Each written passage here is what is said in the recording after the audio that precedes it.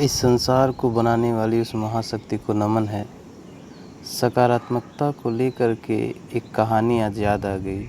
किसी दार्शनिक ने इस कहानी को कहा था और आज मैं सुनाता हूँ कि जीवन में सकारात्मकता कितनी महत्वपूर्ण चीज़ है। एक दिन एक किसान का बैल कुएं में गिर गया।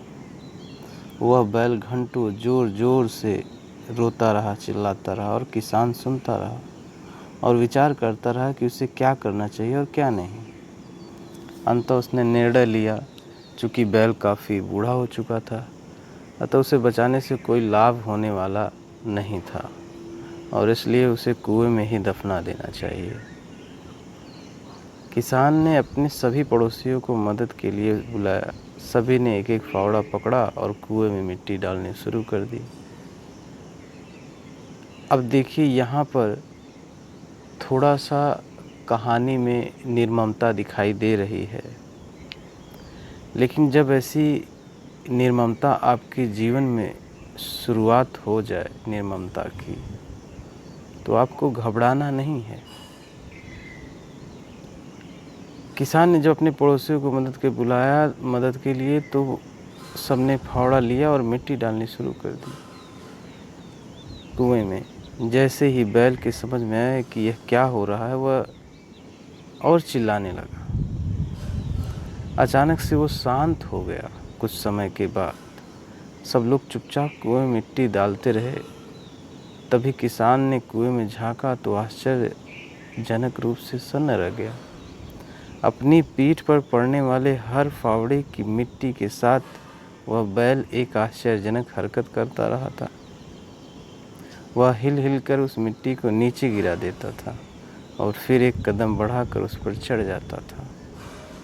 जैसे जैसे किसान तथा उसके पड़ोसी उस पर फावड़ों से मिट्टी गिराते, वैसे वैसे वह हिल हिल कर उस मिट्टी को गिरा देता और एक सीढ़ी ऊपर चढ़ाता।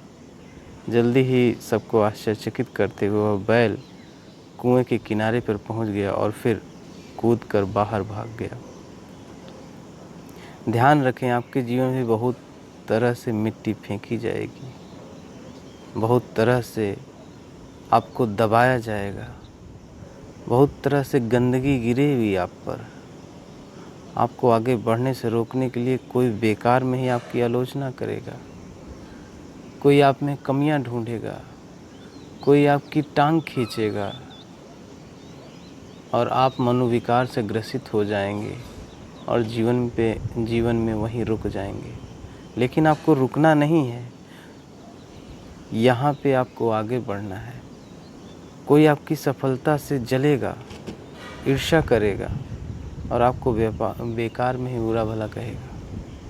कोई आपसे आगे निकलने के लिए ऐसे रास्ते अपनाता हुआ दिखेगा कि जो आपके आदर्शों के खिलाफ हो, आपके आदर्शों के विरुद्ध हो।